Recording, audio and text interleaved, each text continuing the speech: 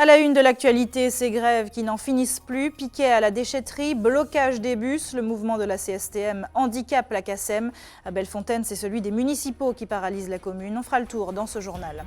C'est une application pour citoyens soucieux de la nature martiniquaise. Avec Arrêtez ça, tout le monde peut signaler les décharges sauvages via Internet ou son mobile pour qu'elles soient mieux prises en charge. Le crabe, les acras et aussi les légumes et autres condiments. Sur le marché, les produits maraîchers ont la cote à Pâques. La période est donc importante pour les professionnels des légumes, même si les clients surveillent de près leur porte-monnaie. Enfin, on parlera de cette transition entre Only et SFR avec notre invitée Claire Richet, nous expliquera la nécessité du changement d'enseigne et ce qui va bouger pour les clients avec cette petite révolution téléphonique. Bonsoir à tous, très heureuse de vous accompagner pour cette heure d'information. On démarre tout de suite avec cette agression. En bref, peu après 16 h, une femme d'une cinquantaine d'années a été blessée par balle rue Pierre-Sémard au Terre-Saint-Ville. C'est un voisin qui aurait entendu 2 détonations qui a alerté les pompiers. À l'arrivée des secours, elle était consciente. Le tireur, quant à lui, est toujours en fuite. Parlons maintenant de ces mouvements de grève au chapitre social, donc depuis ce matin à Bellefontaine, héritage direct de la grève menée il y a quelques semaines par la CGT-MSOM.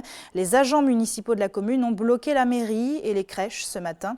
Le maire leur a proposé une table ronde jeudi prochain, un délai trop long pour les grévistes qui dénoncent l'absence de local syndical et réclament la revalorisation de leur statut. Écoutez les 2 parties interrogées par Océlia Cartès et Guy Raphaël René. Nous estimons que depuis le 4 décembre, où a lieu les élections représentatives du personnel, les élections professionnelles, nous avons été élus par 75 collègues sur 95, donc largement à la CGT-MSOM. Et aujourd'hui, il n'y a eu encore aujourd'hui aucun comité technique paritaire, aucun comité d'hygiène, de sécurité, de conditions de travail. Ça pour nous c'est une insulte et nous disons non. Nous voulons que nous soyons respectés et reconnus par l'édilité à Bellefontaine. Je leur ai envoyé une lettre pour leur dire, écoutez, je suis prêt à vous recevoir le 26. Le 26 au matin, quand j'arrive à la mairie est barrée et pratiquement les satellites de la mairie sont aussi barrés. Je leur ai dit, mais nous avons une réunion, est-ce qu'il fallait barrer? Ils m'ont dit oui, mais c'est le mot d'ordre de la chambre syndicale. Nous avons pratiquement 100 employés à la mairie de Bellefontaine. Ils sont tous titulaires, pour des salaires de 1800, de 1700, de 2000 euros. Donc vous aurez compris que moi, maire de Bellefontaine, je dois essayer d'harmoniser les choses et non pas d'envenimer les choses. Eux, ils ont envie d'envenimer, ça c'est leur problème, qu'ils prennent leurs responsabilités. Moi, j'assume aussi. Mais on reviendra au chapitre social tout à l'heure avec les blocages de la CSTM par la CACEM. En attendant, intéressons-nous à cette convention pour l'égalité des droits et statuts entre hommes et femmes de la fonction publique territoriale signée aujourd'hui à la préfecture. Un partenariat avec le CNFPT dont l'objectif est de sensibiliser les agents territoriaux à la parité. Cette convention s'adresse surtout aux cadres et personnels des ressources humaines afin d'attirer leur attention sur l'accession des femmes à des postes à responsabilité. Une lutte contre les stéréotypes sur laquelle le préfet et la directrice régionale du CNFPT ont apporté quelques précisions face à la caméra de Céline Chalonneau. Écoutez-les. C'est au cœur des priorités, vous le savez, de l'action publique gouvernementale. C'est au cœur aussi des priorités de l'ensemble des employeurs, d'assurer à la fois la mixité, l'égal accès aux différents emplois et notamment aux emplois de responsabilité pour les femmes et les hommes, mais c'est aussi un devoir d'être particulièrement exemplaire. Et il faut casser les stéréotypes, c'est-à-dire qui portent à croire qu'une femme ne sera pas assez disponible pour occuper un poste de direction, qu'une femme sera en congé de maternité trop souvent, alors que la plupart des femmes de la fonction territoriale sont plus diplômées que les hommes et d'ailleurs elles réussissent davantage au concours et examens professionnels. Donc cette convention vise à former également les DRH, les collectivités, à former également les employeurs, ce sont eux qui recrutent, et à montrer par cela que l'on peut, dans une fonction publique territoriale, travailler à parité sur tous les métiers territoriaux. C'est une petite révolution dans le monde de la téléphonie en Martinique. Mardi prochain, Only deviendra SFR. L'opérateur de l'Hexagone viendra donc concurrencer Digicel et Orange, déjà bien installés ici. Essayons de mieux comprendre les détails de cette opération avec notre invitée. Bonsoir Claire Richet. Bonsoir. Merci d'être avec nous. Vous êtes responsable donc de la communication du groupe SFR Numéricable dans la Caraïbe. Je le disais, Exit Only, SFR va prendre le relais et devenir le concurrent de Digicel et Orange. Comment les autres opérateurs accueillent cette arrivée ? Écoutez, il faut leur poser la question. Ce que je peux dire effectivement, c'est que je pense que l'arrivée d'SFR va bouleverser le marché de la téléphonie et bien sûr au bénéfice des consommateurs. Mais quelque part, Outre-mer Télécom a toujours eu cette ambition, puisque nous avons été les premiers à apporter la concurrence sur le marché et donc à faire bouger le marché de la téléphonie. Donc là aussi, nous allons continuer à le faire. En quoi c'était nécessaire de changer d'enseigne? Est-ce que Only n'était plus viable? Qu'est-ce qui s'est passé? Pourquoi était-il nécessaire de faire qu'Only devienne SFR? Écoutez, ce changement d'enseigne en fait illustre l'évolution, l'histoire d'Outre-mer Télécom, puisque nous sommes sur le marché depuis le début des années 2000 et nous avons su, par notre développement, par le travail que les équipes ont accompli, intéresser des investisseurs internationaux. Et donc, pour accompagner évidemment notre développement. L'investisseur qui s'est intéressé à nous en 2013, donc c'est le groupe Altis, qui est un groupe international des télécoms. C'est le 7e groupe européen de télécommunications, a su s'intéresser à Outre-mer Télécom et donc a fait un rachat de cette entreprise. Et vous savez également que ce groupe Altis a fait l'acquisition de SFR en métropole et donc il a été décidé tout naturellement d'apporter la puissance de la marque, la puissance de cette enseigne, de cette entreprise sur le marché antillo-guyanais en proposant la marque SFR en lieu et place de la marque Only, qui est la marque historique du groupe Outre-mer Télécom. Alors certains salariés du groupe Only avaient fait grève, on se souvient, il y a quelques mois, à peu près vers Noël. Comment ont-ils accueilli ce changement? Écoutez, ce mouvement social de décembre 2014 est largement derrière nous. Aujourd'hui, on peut dire que tous nos collaborateurs, tous les collaborateurs de l'entreprise sont très fiers d'avoir su accompagner une entreprise locale qui s'est développée et qui a su, je vous le disais, intéresser un groupe international. Donc aujourd'hui, et on sort d'une convention, d'une série de conventions internes sur les 3 départements, puisque nous annonçons cette arrivée de la marque en Martinique, en Guadeloupe et en Guyane. Donc tous les collaborateurs de la zone Antilles-Guyane sont très fiers de cette mutation et donc vont défendre avec beaucoup d'enthousiasme la nouvelle marque SFR.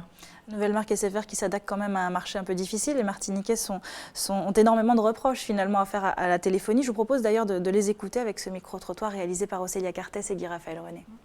Pour moi, un seul opérateur qui est assez efficace et les autres ont quand même du mal dans le nord pour que ça puisse passer les réseaux. Je dirais qu'ici aux Antilles, la tarification des forfaits, c'est à peu près ce qu'on avait en métropole il y a 10 ans.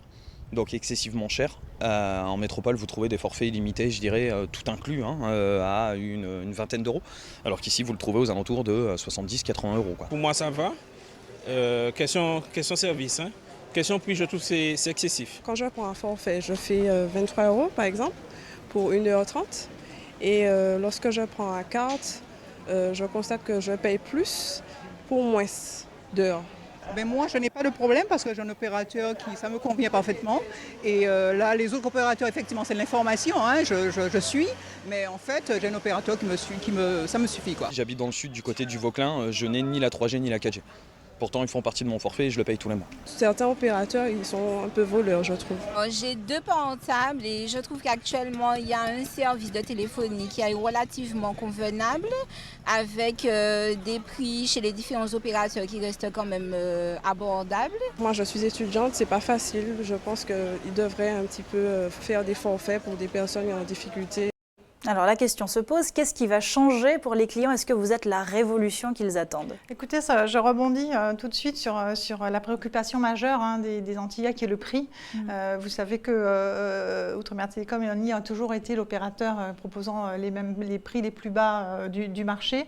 Bien avec SFR, malgré les évolutions technologiques que le réseau a accomplies, tous les investissements que nous avons procédés depuis de nombreux mois, malgré également l'enrichissement des offres, puisque là aussi, nous proposons un catalogue d'offres très large et revu avec du contenu et notamment de l'illimité. Il y a un téléspectateur qui parlait d'offres illimitées. Eh bien, ces offres en illimité restent les moins chères du marché et donc vont être 50% moins chères de la concurrence. Il parlait d'un forfait de 70. Nous, notre forfait, il va être à partir de 39 euros.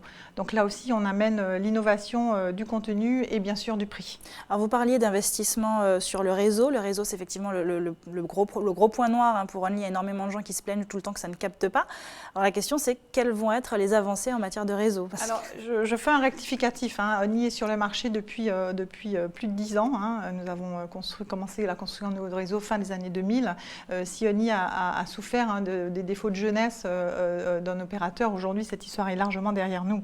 Depuis près de 15 ans, nous avons successivement amélioré le réseau, fait des adaptations et les derniers indicateurs en date étaient tout à fait satisfaisants par rapport à la concurrence. Néanmoins, comme je vous le disais, l'arrivée du groupe SFR nous a permis de faire une optimisation, un réglage des paramétrages sur l'ensemble du réseau. Le programme est en train de s'achever. Nos équipes techniques locales ont travaillé main dans la main avec les équipes d'SFR et à l'issue de ce long travail de 4 mois, aujourd'hui nous bénéficions d'un réseau de dernière génération qui permettra d'apporter tous les services et toutes les attentes aux Martiniquais et notamment le développement de la 4G. Ça, c'est important. De manière très pratique, est-ce que le temps de la bascule entre Only et SFR, il y aura des perturbations sur le réseau? Je dirais qu'il y a pu y avoir des perturbations sur les 4 derniers mois pendant justement le réglage et paramétrage très minutieux qui ont été entrepris par les équipes techniques. Aujourd'hui, ce programme est derrière nous, donc il n'y aura plus de perturbations. Je peux vous dire que les premiers indicateurs qu'on a, puisqu'on suit des indicateurs très précis pour mesurer justement le travail qui a été accompli, nous posent en excellente position, voire en première position sur de nombreux items sur le réseau. Le groupe Altice, donc, qui possède Numéricable et SFR, tente de devenir le leader sur le marché numérique français, c'est incontestable. C'est d'ailleurs plutôt bien parti avec le rachat de Numéricable et d'SFR. Ce dernier rachat qui fait d'ailleurs des vagues, l'autorité de la concurrence et la répression des fraudes ont fait une descente ce matin au siège de SFR et de Numéricable. Certains bureaux ont été mis sous scellé. Pourquoi est-ce qu'on s'intéresse tant à cette transaction? Écoutez, il faut croire que le groupe Numéricable SFR est un groupe très important. Vous parliez de Numéricable, je tiens aussi à préciser qu'effectivement nous proposons à l'ensemble des Antillais, Martinique, Guadeloupe, une offre câble exceptionnelle, puisqu'aujourd'hui nous lançons avec l'arrivée d'SFR une offre 100 mégas qui permet de raccorder près de 140 000 foyers. Donc un foyer sur 3 va être raccordé en Martinique. Ça aussi c'est exceptionnel en termes d'offre au débit. L'ambition du groupe Numéricable SFR, c'est d'être leader dans le très haut débit, tant fixe que mobile, et nous apportons cette offre au marché. Et donc pour ce qui est de la descente de ce matin? Écoutez, l'autorité de la concurrence est une institution indépendante, donc il ne m'appartient pas de faire de commentaires sur cette enquête. Tout ce que je peux dire, c'est que je suis de toute façon très confiante sur l'issue de l'enquête. Merci beaucoup, Claire Richer, d'avoir été avec nous ce soir. On va parler du volet social dont je vous parlais au début de ce journal. Vous le savez, la CACEM est largement handicapée par des grèves en ce moment. À Fort-de-France, les bus ne roulent toujours pas. La CFTU a donc rencontré la CSTM qui est à l'origine de ces blocages cet après-midi pour tenter d'organiser au moins un service minimum le temps du week-end pascal. Mais ce conflit n'est pas le seul. Les piquets de grève se multiplient autour de la ville capitale. Auxilia Cartès et Guy-Raphaël René ont fait le tour pour nous regarder.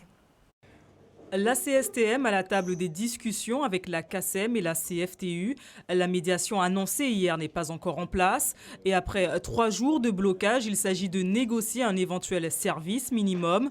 Mais au terme de 2h30 de négociation, c'est toujours le statu quo.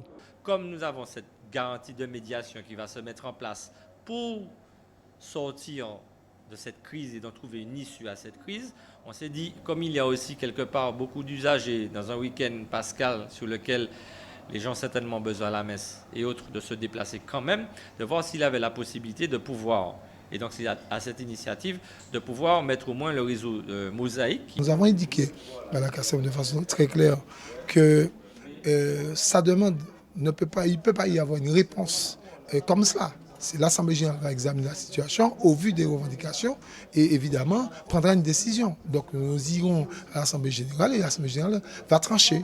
Pour les grévistes, une chose est sûre, leurs revendications ne sont pas prises au sérieux. La mobilisation reste le mot d'ordre. C'est l'Assemblée générale qui en décidera. Sur le terrain, les actions coup de poing se maintiennent. Ce matin, ce sont d'autres sites de la CACEM qui ont été visés. L'incinérateur de déchets situé zone Jambède est inaccessible. On est à l'usine d'incinération qui est dirigée. C'est un point stratégique ? Absolument, parce que ça fait partie des éléments de la CACEM. Donc la gêne est apportée, puisque aucun camion ne peut décharger ses ordures aujourd'hui. Le but recherché, c'est de pouvoir trouver une issue aux deux conflits que vous savez déjà. Entre grévistes, on s'organise. Sur les piquets de grève, des roulements sont mis en place entre les salariés mobilisés des différentes entreprises. Nous rappelons que nous avons 2 piquets de grève.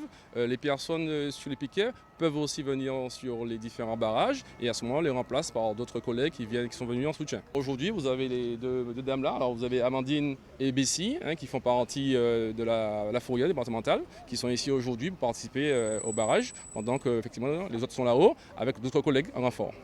Ce soir, la CSTM se réunit une nouvelle fois en Assemblée générale pour décider de la suite du mouvement, en attendant que la médiation soit effective et porte, on l'espère, rapidement ses fruits. Faire appel à la conscience citoyenne et écologique de chacun, c'est la mission d'Arrêter ça. L'association Entreprises et Environnement a créé cette plateforme d'alerte pour permettre à chacun de signaler les lieux de décharge sauvages. Le principe est simple, vous croisez un amas de déchets dans la nature, vous prenez une photo, vous la postez sur le site et la géolocalisez grâce à l'application sur smartphone ou au site internet. Dès lundi prochain, les lanceurs d'alerte les plus assidus seront même récompensés, comme nous l'explique Julien Goudichaud. Alors là, c'est l'exemple typique de décharge sauvage qu'on nous envoie régulièrement. Donc en plus, on n'est pas très loin d'un hôtel, dans une zone touristique. Voilà, il y a les pneus, des déchets de voitures, d'automobiles, des pots de peinture. Tout ça, c'est très toxique pour les nappes phréatiques. Un cliché pour immortaliser cette décharge à ciel ouvert et retour au bureau pour référencer le lieu. Au total, ce sont plus de 3650 sites qui sont ainsi débusqués par quelques 950 chasseurs armés de leur appareil photo ou téléphone portable. Les particuliers se baladent et dans leur quotidien, quand ils croisent des décharges sauvages, ils les prennent en photo, ils vont après sur la plateforme, ils les postent sur la plateforme et ils peuvent les géolocaliser à l'endroit exact sur la carte de la Martinique où elles ont été vues. Donc nous, derrière, ça nous permet d'envoyer toutes ces photos à chaque commune concernée, qui peut éventuellement faire un nettoyage dessus. Au Vauclin, ce sont 14 tonnes de déchets qui ont été collectés lors du dernier ramassage.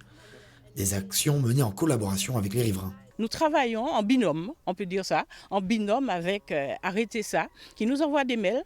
Tout de suite, on percute. Nous envoyons nos agents et nous-mêmes, nous, agents de l'environnement, nous allons sur le terrain et nous essayons de répertorier en fait tous ces sites. Mais face aux abus persistants, la ville n'hésite pas à sévir. Derrière nous, il y a une benne et bien souvent, nous avons des déchets par terre. On a rencontré quelqu'un il n'y a pas très longtemps qui déversait des déchets juste en face et c'est vrai qu'il a payé 1 500 €. Tout cela a un coût. Ce sont près de 20 000 € qui ont été déboursés par le Vauclin l'an dernier pour la gestion des déchets. Les décharges sauvages prospèrent alors que dans l'île, 10 déchetteries sont gratuitement à la disposition des particuliers. Pour les responsables de l'environnement, le constat est inquiétant. Il y a un impact visuel, mais surtout il y a un impact de dégradation de l'environnement et de pollution. Ça se retrouve dans la terre, ça se retrouve dans la mer et malheureusement pour les enfants demain, pour nos arrière-petits-enfants, je ne sais pas si on pourra laisser une Martinique propre et belle comme celle qu'ont connue nos parents et celle que nous avons connue. Le 6 avril prochain aura lieu la 2e édition d'Arrêter ça. Les meilleurs chasseurs seront récompensés.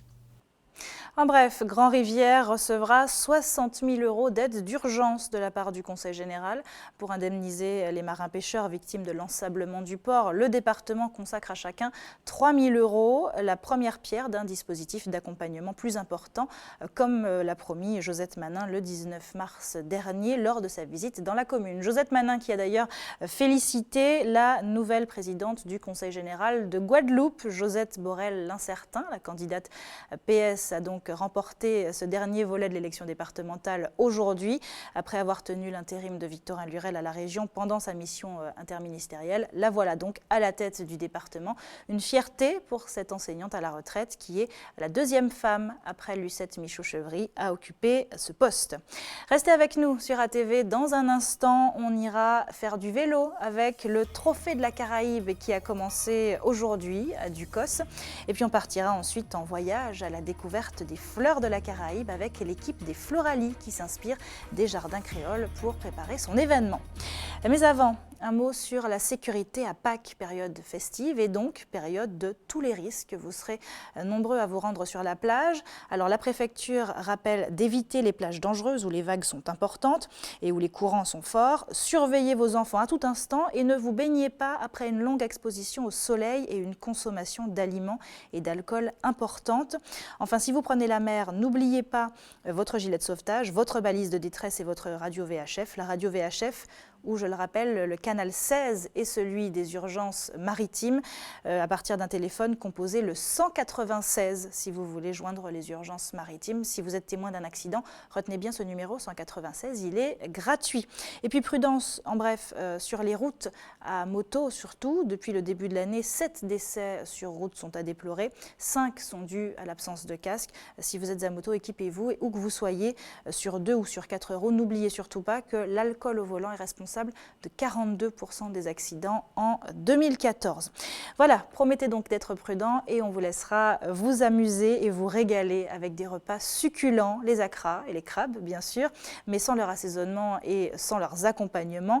Le matoutou par exemple aurait bien peu d'intérêt. Comme Noël, Pâques est donc un moment important pour les agriculteurs et les vendeurs de produits maraîchers. Entre le chou, les carottes, les piments, le panier de Pâques déborde de légumes frais bien sûr. Et si le client est assez regardant sur le prix, il prend tout de même un vrai plaisir à se balader entre les étals. La case pilote, le reportage de Céline Chalonneau. Bonjour monsieur, je voulais des ingrédients pour faire des acras, des marinades d'acras. Alors vous avez le chou dur. Comme est dit, ils ont été nombreux aujourd'hui à venir remplir leur cabas de produits frais pour agrémenter le matoutou de ce week-end pascal ou préparer la pâte à acra pour demain, vendredi saint. Des clients friands de fraîcheur et de terroir. Maintenant, aller jusqu'à Fort-de-France, jusqu'à le supermarché, on a des produits frais et des produits du pays, des légumes du pays et des produits bien frais. Alors c'est une bonne chose. Pour Pâques, tout d'abord, on commence par acheter des crabes.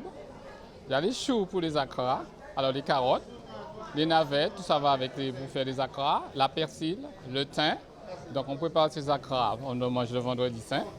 Et les crabes, on va les assaisonner déjà le samedi pour le lundi de Pâques. Donc il y a la poudre à colombo qu'on rajoute avec les crabes. Et bien sûr qu'il y a le riz qu'il faut en acheter. Une longue liste qui vaut son pesant d'or. Et si les clients apprécient de se rendre sur les marchés, ce n'est pas à n'importe quel prix. À 1 ou 2 euros près, tout se négocie. Avant d'acheter, on regarde bien avant de prendre ce qu'on a envie d'acheter. Bon, ça dépend des clients. Bon, il y a des clients qui arrivent sur le marché. Bon, effectivement, ils vont trouver des trucs qui sont chers, mais on arrive quand même à gérer ces clients-là et à faire de façon que les clients ne repartent pas les mains libres. Comptez en moyenne 20 euros pour un panier de Pâques correctement achalandé avec en prime le zeste de convivialité. Et pendant que certains se lèchent les doigts, d'autres transpirent sur les gommiers. Aujourd'hui, deuxième jour d'effort pour la course, la côte Caraïbe des gommiers qui bat son plein depuis hier. Aujourd'hui, la course quittait le Lamentin pour rallier le Diamant. Une étape difficile remportée par le gommier de Californie, Tombé-Lévé. Le vainqueur d'hier de Comeback reste néanmoins leader au général. Le reportage mouillé de Marc-Olivier Dream. Une seconde étape à multiples rebondissements après l'accrochage du départ entre Tombé-Lévé et l'équipage Welcome de Sainte-Luce. Dans la baie de Fort-de-France, face aux Trois-Îlets, on assiste au premier couac, une bouée mal placée créant la confusion totale au sein de la flottille. Au passage de la bouée, c'est Grain d'Or des Trois-Îlets qui devance Pilote, suivi un peu plus loin de Welcome, Tissiré. Derrière, Pamoswef, The Comeback et les autres sont déjà attardés. L'organisation décide alors un nouveau départ au niveau de l'Ansalane.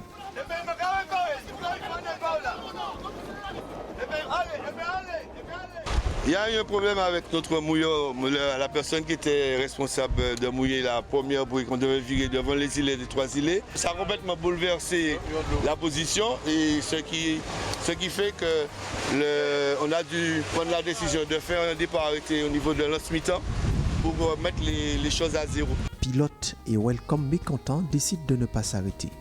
Les autres équipages reprennent la course sous un vent qui forcit et c'est Fils de Lumière qui en fait les frais. Devant, la course est relancée. Au niveau des Anses d'Arlé, le leader de la course n'est autre que The Comeback, talonné par Tombé-Lévé. Plus au large, Grain d'Or profite du dessalage de Pamoswef pour se placer en 3e position. Au niveau de la passe des fous, The Comeback prend une voie d'eau, laissant la tête de la course à Tombélévé qui fonce vers la ligne d'arrivée et gagne au diamant en 3 heures et 9 minutes. On a su prendre des places au fur et à mesure pour retourner dans le classement de tête avec les premiers bateaux. The Comeback termine à 3 minutes du vainqueur et conserve sa place de leader. Classé à plus de 2 heures au départ de cette seconde étape, Arlit complète le podium à 23 minutes du vainqueur. Au classement général, c'est The Comeback qui est en tête en 6 heures 33 minutes. Tombélévé ravit la seconde place à Pamoswef qui n'a pas terminé l'étape. Il est à 40 minutes. La troisième étape conduira les embarcations à Sainte-Luce, environ une bouée à Rivière-Pilote. Un départ qui sera donné ce samedi au Diamant aux alentours de 10 heures.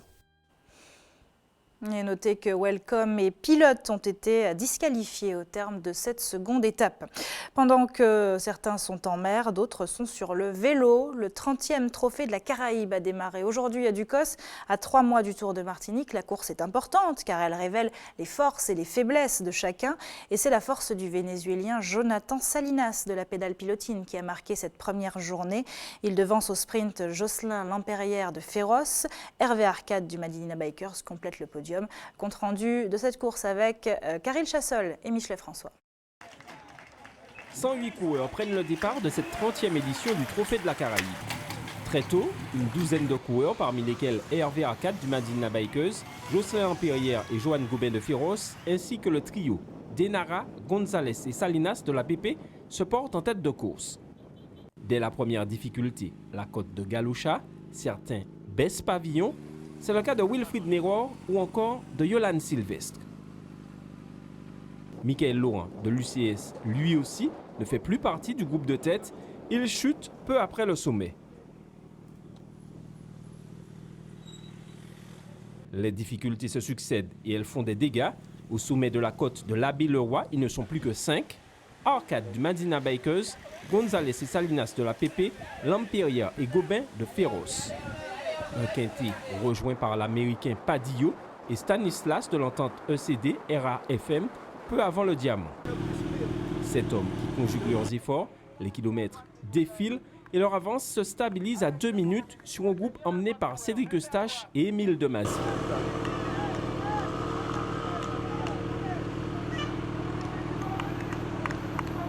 Amon Raquette au Vauclin, Goubin,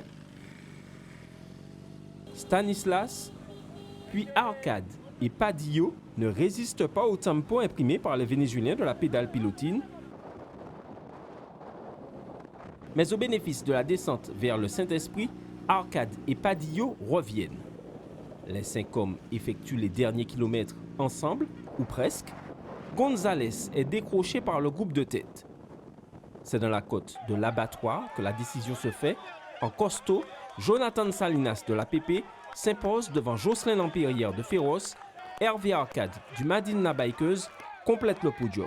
Pendant toute la course, on a eu pas mal d'avance, 2 minutes, 2 minutes 30, peut-être voire 3 minutes je crois. Et puis au final, je pense qu'on arrive avec 30 secondes d'avance sur un groupe. Donc toute la journée devant pour finalement prendre que 30 secondes. Pour le classement général, c'est pas vraiment une bonne opération. Après, du coup, je me suis dit, faut absolument gagner l'étape parce qu'il faudrait quand même sauver la journée. Et bon, bah voilà, je fais 2e, je tombais sur plus fort que moi. Bon, bah c'est pas grave, c'est comme ça. On a vu une très belle étape cet après-midi avec notamment les coureurs de la pédale pilotine qui avaient placé 2 coureurs très tôt dans l'échappée avec Wendell Gonzalez qui nous revient du Venezuela et puis Salinas, un nouveau aussi qui arrive et on a vu qu'il est très bon puisque c'est lui qui remporte l'étape. Féroce aussi qui a placé quand même 2 coureurs dans l'échappée avec Jocelyn Lampérière et puis Goubin et puis ils avaient le roux qui était pas loin de le groupe de compte et puis on a vu aussi d'autres coureurs bien animés sur le groupe de tête comme Padilla, on rappelle qu'il est un très bon coureur qui est quand même champion panaméricain et puis Hervé Arcade aussi, le baroudeur qu'on connaît qui s'est fait décramponner mais qui est revenu avec les descentes sur le plat aussi. Donc vraiment une très très belle étape avec une très belle victoire de Salinas devant Lampérière et puis Arcade. Demain, 2e étape du Trophée de la Caraïbe avec 121 km 500 au menu, départ à 14h de Ducos. Voilà, une course qu'on suivra donc encore demain. Comme tous les jeudis, l'heure est à la culture, à 20h avec Terre d'artistes. Ce soir, nous serons à Ducos pour prendre un cours de peinture avec le Lézard Créatif, une boutique de fourniture d'art qui est aussi un atelier pour tous les artistes, des plus initiés aux plus novices. Et voilà ce qui vous attend.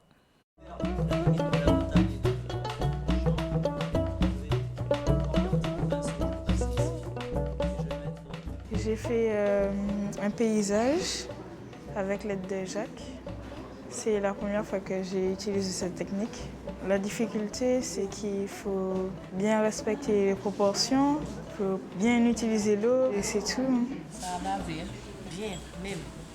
Je paie parce que c'est un exutoire, ça me fait beaucoup de bien en fait. C'est un moment de plaisir, un moment de bonheur où on ne pense à rien d'autre. D'avoir un artiste qui vient nous donner sa technique, nous montrer un petit peu comment il fait. J'ai trouvé ça très bien.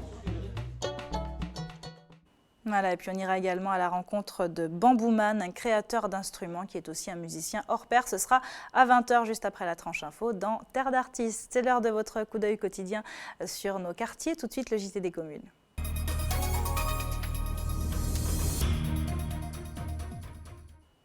Le JT des communes qui commence par un voyage, s'inspirer de nos voisins, apprendre leurs méthodes et connaître leurs espèces. Voilà la mission des organisateurs des Floralies. 2 mois et demi avant l'événement aux Trois-Îlets, une délégation est partie en tournée dans la Caraïbe. L'équipe menée par Arnaud-René Corail s'est d'abord rendue à Sainte-Lucie, puis à Saint-Vincent et enfin à Trinidad. Un voyage on ne peut plus enrichissant dans lequel se sont embarqués Laure Martin et Hélène Éloi-Blaisès. Kingstown, la capitale de Saint-Vincent. Située au sud de Sainte-Lucie, l'île est montagneuse et l'agriculture y reste importante. Une étape riche pour les visiteurs martiniquais qui ont d'abord été reçus au siège du gouvernement. Moins de 3 mois avant les Floralies des Trois-Îlets, le maire et l'équipe des organisateurs ont rencontré des professionnels de la filière fleurs et botanique. L'occasion de leur présenter le projet des Floralies à l'échelle caribéenne. Il y a des possibilités non seulement pour le secteur agricole, mais aussi pour le tourisme. Et c'est ce qui m'intéresse, car je produis des orchidées. Une extension de ce marché serait la bienvenue. Nous nous sommes rendus compte qu'il y a des problèmes communs. Et ces problèmes-là, c'est quoi? C'est notamment les marchés qui sont très difficiles, que nous avons du mal à garder chez nous-mêmes, et aussi des problèmes phytosanitaires. Et les Martiniquais ont aussi mené des visites sur le terrain. Incontournable, le jardin botanique de l'île. Créé il y a 250 ans, il est le plus ancien de toute la Caraïbe. C'est ici que le fruit à pain fut introduit aux Amériques au XVIIIe siècle. Plus qu'un jardin, un monument historique bien vivant. Le but n'est pas uniquement de faire les Floralies un événement pour la Martinique, c'est aussi de faire un événement pour la Caraïbe. C'est pour cela que nous sommes ici et que nous rencontrons aussi bien les privés que les officiels. Là, c'est un jardin tenu par le gouvernement, donc avec un chef manager qui est agronome ici même. Le jardin botanique de Saint-Vincent a été invité aux Floralies.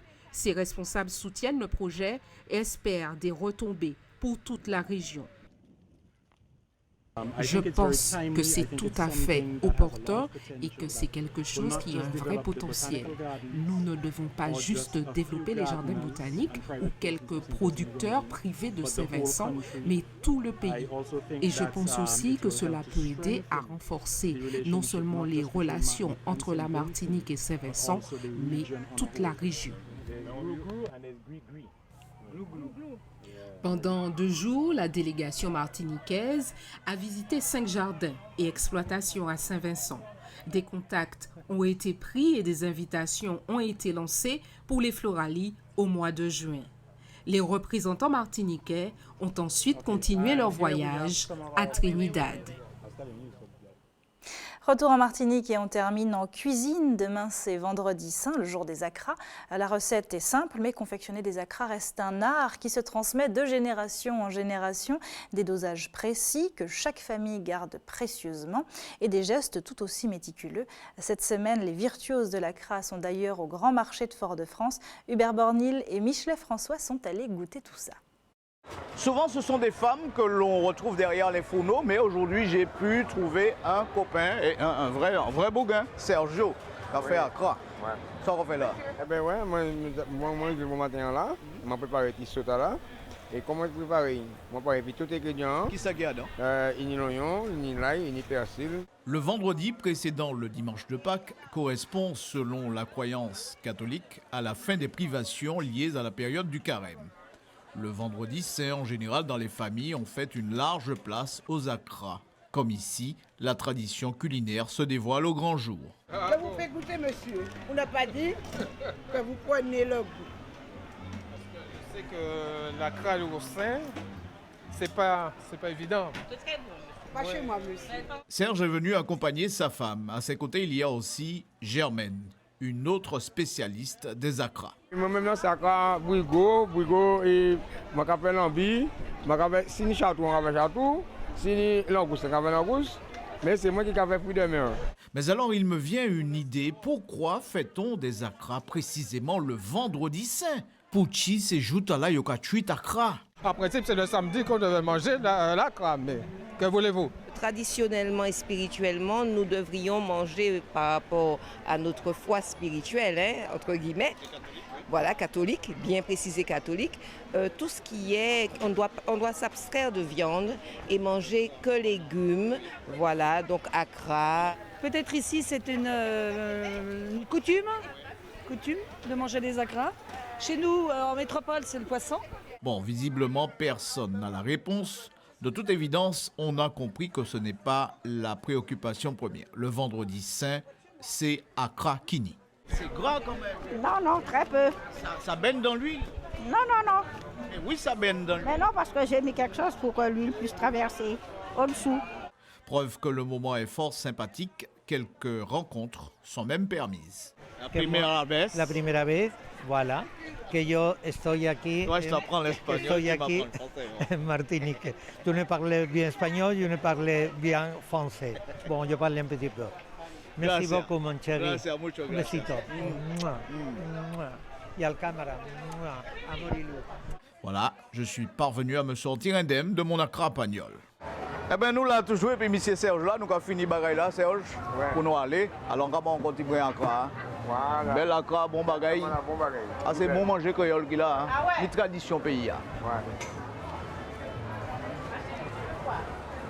Voilà, si vous cherchez Hubert Bornil, vous savez où le trouver. C'est la fin de votre journal. Merci à tous de l'avoir suivi. Ne bougez pas dans un instant, on reste tout près de vous avec Antche Pays. À tout de suite.